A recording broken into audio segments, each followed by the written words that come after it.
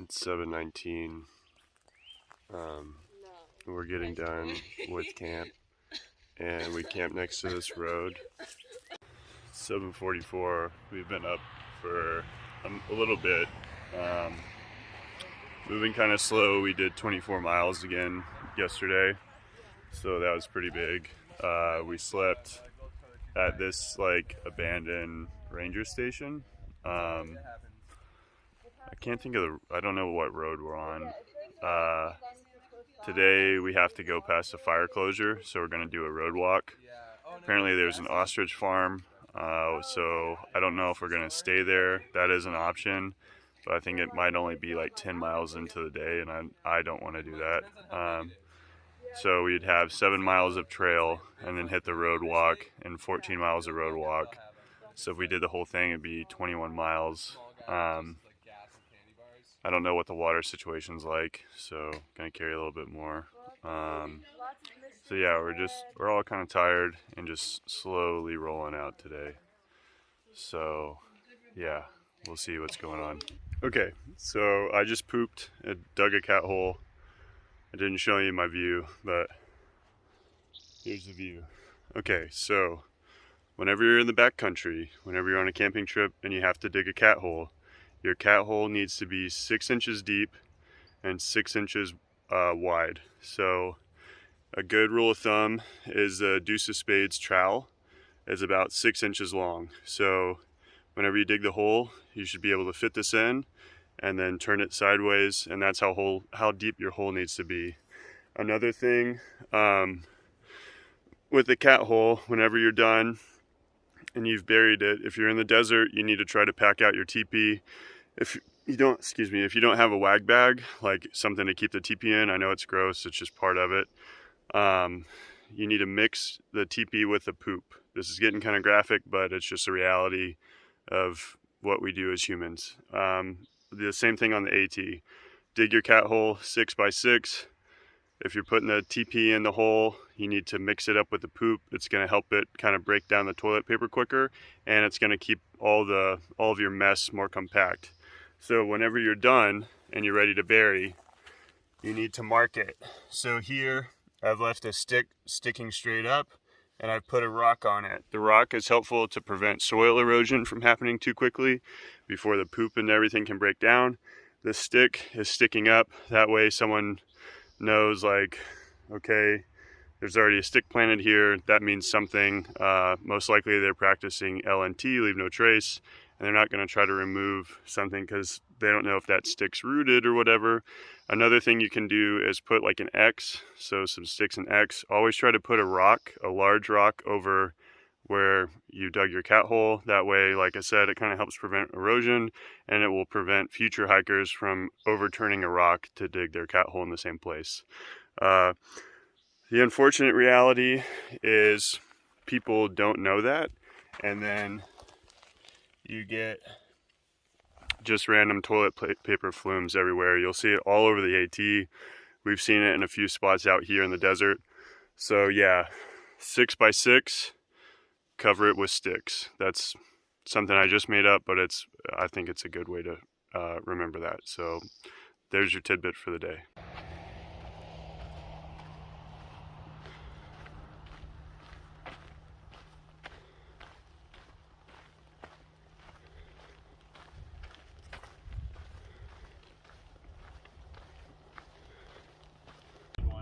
What's up? I just observed a bear can. And you were able to do it? Yeah, you can pay when you pick up and you can cancel anytime. How much were they? It was $39 for the BB 500. Okay. Where did you reserve it?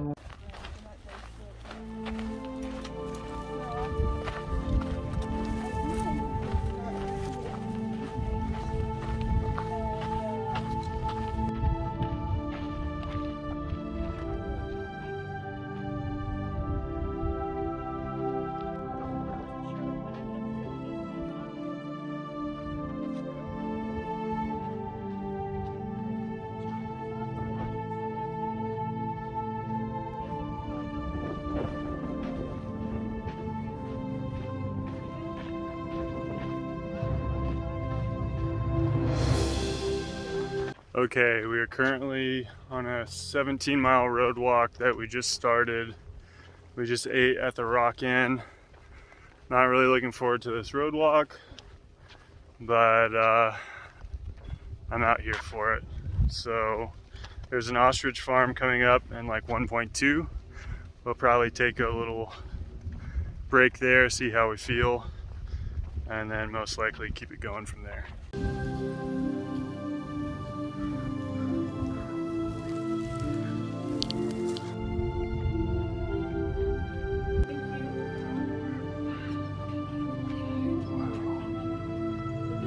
Look at this.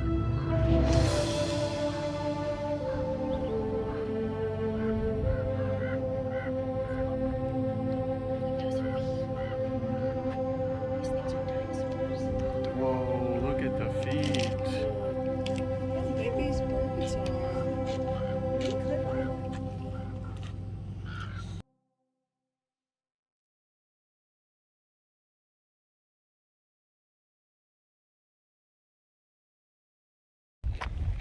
Damn.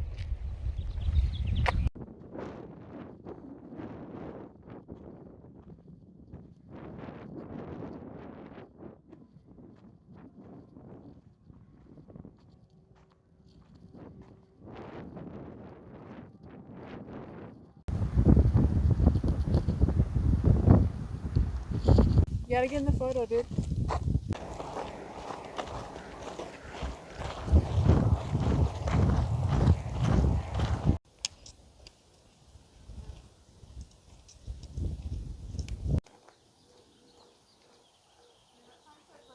Okay, so we're nearly at the end of this road walk. I think it's been like 13 or 14 miles maybe, but during the road walk, I'm gonna give you a piece of some dude history. Me being some dude walking, it's what I'm currently doing, it's what I did in this story. So, whenever I was like 17, I went through my first breakup, as you do. First broken heart. I got really depressed. Had pretty bad insomnia, and one night that I couldn't sleep, I just was like, I can't sleep. I'm just gonna start walking to school. So at like 4 a.m., I took a shower, got ready. It was like 32 degrees outside. And I just started walking to school because I was like, I don't know what else to do with myself. And I listened to Modest Mouse the whole time. My favorite band at the time, still one of my favorites. This whole road walk I've been listening to Modest Mouse, just, you know, living in that nostalgia, which can sometimes be a dangerous thing. But my mom didn't know where I was because I wasn't in my bed whenever I woke up, or whenever she woke up. So she freaked out, tried calling me. I didn't answer because I wasn't paying attention to my phone. And I probably got half a mile away from the school, and she started honking the horn, pulling over, freaking out. Get in the car! Get in the car! What are you doing? What are you doing? And so I got in the car, as you do, and she started driving me the rest of the way to the school. I said, Mom, take me back, because even if you drop me off at school, I'm gonna walk back to where you picked me up. I'm gonna finish the whole thing. And I think about that time a lot whenever I think about, you know, how did I find through hiking? How did I find a lifestyle, or a want for a lifestyle, where I just walk a lot? And throughout teenage years and adulthood, walking was just like kind of how I found a peace of mind. And entering in that mental state of an insomnia-driven physical task was kind of cathartic. It was nice. It was just me bundled up out in the world. Everyone else was asleep, and I was navigating a new path that I had not taken myself, nor did I know anyone that had taken it before me. So yeah, I think about that a lot. And then another thing that happened like whenever I was a kid. In 5th grade, my elementary school had a plot of land called the Prairie Project. My 5th grade teacher, Miss Weaver, would take us out and go on prairie walks. And so I think those things are kind of what informed me as an adult. Pretty common, not things that happen as you're a child inform your adulthood.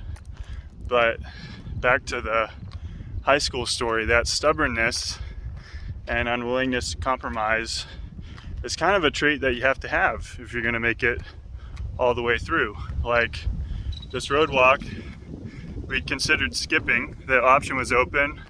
Microbe's mom, her trail name's Microbe, her mom came in, we ate at a restaurant, and she offered to drive us down the road walk because there's a 25-mile trail closure and the only way around is this road walk. And originally we were on board to skip it, but we didn't. So that's it. I don't know. You got to be stubborn. You got to be thinking about times that you felt the most yourself, what brought you catharsis, not only in through hiking, just in life in general, and kind of pursue those things, because I feel like that's what's going to inform your personal growth the most. So that's it. That's some dude history. I hope that was relevant. Might not have been, but I just thought I'd share.